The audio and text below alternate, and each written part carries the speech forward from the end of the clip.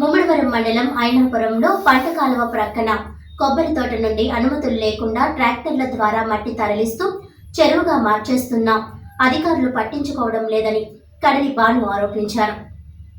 ఈ సందర్భంగా వారు మాట్లాడుతూ 4 జేసీబీలు 10 ట్రాక్టర్లు నిరంతరాయంగా పనిచేస్తున్నాయని అన్నారు. మట్టి తరలింపుకు డ్రైనేజీపై క్రాస్ బండ ఏర్పాటు చేశారని తెలిపారు. దీని మీద మట్టిని ట్రాక్టర్ల ద్వారా తరలిస్తున్నారని అన్నారు. సుమారు 10 ఎకరాలు ఉన్న కొబ్బరి తోటను గతంలో టీడీపీ పార్టీకి చెందిన ఒక వ్యక్తి లీజుకు తీసుకొని మట్టిని తరలించే ప్రయత్నం చేయగా పోలీస్, రెవెన్యూ శాఖలకు చెందిన అధికారులు దాడులు నిర్వహించడంతో పాటు మట్టి టిప్పర్లను సీజ్ చేశారు. ఇదే తోటను ఐనాపురం గ్రామానికి చెందిన అధికార టీడీపీ నాయకుడు బొంతు నాగరాజు మట్టి తరలింపుకు శ్రీకారం చుట్టారు. స్థానికులు సంబంధిత అధికారులకు సమాచారం ఇచ్చినప్పటికీ మాకు సంబంధం లేదని చెప్పడం గమనార్హం.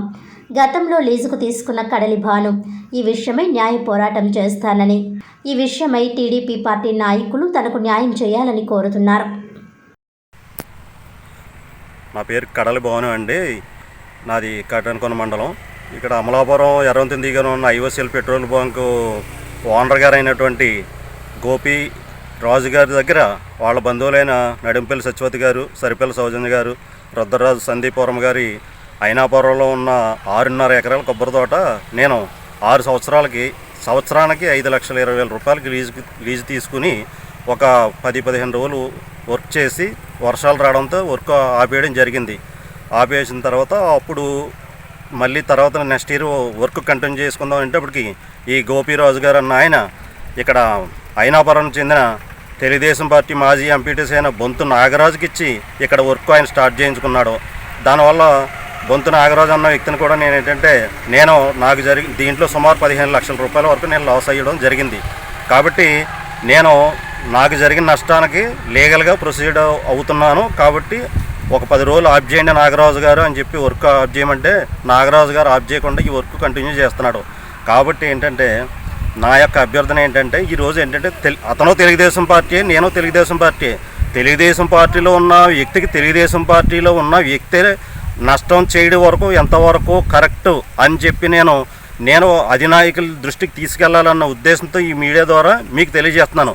అది తర్వాత లాస్ట్ ఇయర్ ఇప్పుడు ముమ్మడివరం ఎంఆర్ఓ గారికి ఫోన్ చేయడం జరిగింది.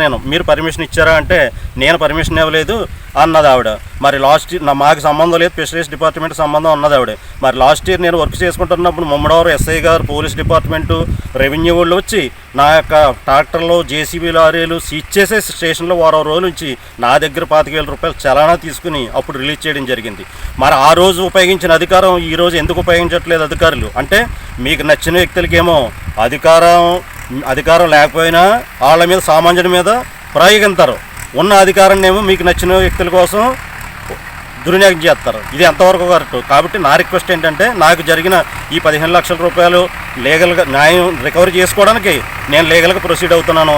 అంతవరకు అధికారులకు కానీ నాయకులకు కానీ ఇక్కడ ఈ చెరువు తవ్వడానికి కానీ మట్టి ఇక్కడ షిఫ్ట్ చేసుకోవడానికి కానీ ఎటువంటి అనుమతులు ఇవ్వకూడదని చెప్పి నేను అభ్యర్థిస్తున్నాను.